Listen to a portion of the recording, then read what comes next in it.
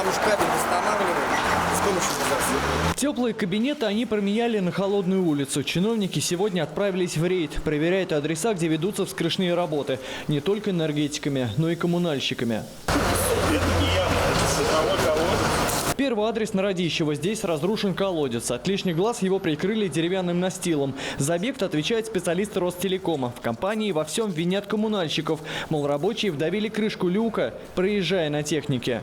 Пешеходные зоны механизированным способом продавливают эти колодцы.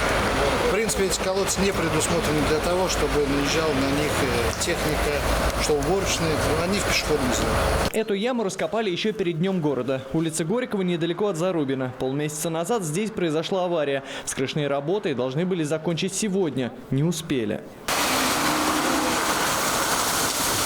Проверяющие обнаружили незаконные работы на Чапаева. Раскопки без обозначений на недавно уложенном асфальте на Вавилова. Уже завтра здесь должны завершить ремонт. И вновь не успеют, уверены чиновники. По их словам, таких объектов в городе немало. На всех объектах были зафиксированы нарушения ограждений, нарушения информации.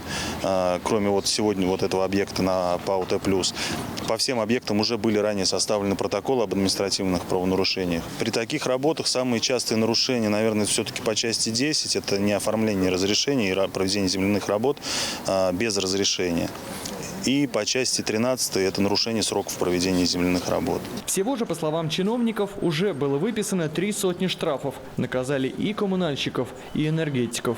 Роман Базан, Александр Кравченко, Саратов, 24.